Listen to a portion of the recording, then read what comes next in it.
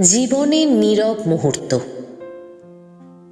আমরা সবাই এই জীবনে একা একা হেঁটে চলা মানুষ। বাইরে থেকে দেখলে মনে হয় চারপাশে কত মানুষ, কত কথা, কত হাসি। মনে হয় কেউ বুঝি একা নয়, কিন্তু সত্যিটা একটু আলাদা।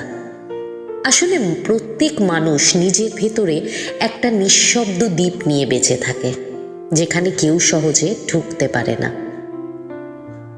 সেই দ্বীপে জমে থাকে না বলা কষ্ট, কাউকে না জানানো কান্না, আর এমন কিছু অনুভূতি যেগুলো মুখে প্রকাশ করা যায় না। সবাই সব কথা বলার মানুষ পায় না, আর কেউ কেউ পায় তবু বলতে পারে না। ভয় পায়, হয়তো কেউ বুঝবে না, হয়তো কেউ গুরুত্ব দেবে না। জীবনের ব্যস্ত সময়গুলো ঠিক জোয়ারের মতো। তখন মনে হয় আমরা সবাই একসঙ্গে খুব কাছাকাছি। ফোন বাজে, কথা হয়, কাজের ভিড়ে একাকিত্বটা ধরা পড়ে না। কিন্তু যখন ভাটা নামে রাতে, একটা ফাঁকা ঘরের নিঃশব্দ মুহূর্তে, তখন বোঝা যায় আসল দূরত্বটা কত গভীর।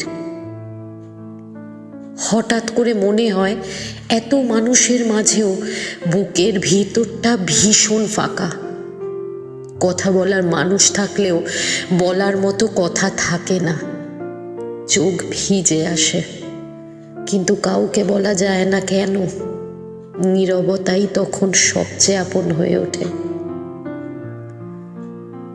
আমরা সবাই আলাদা আলাদা দ্বীপ, মাঝখানে শুধু অদৃশ্য জল, নীরবতা, ভুল বোঝাবুঝি, অব্যক্ত অনুভূতি।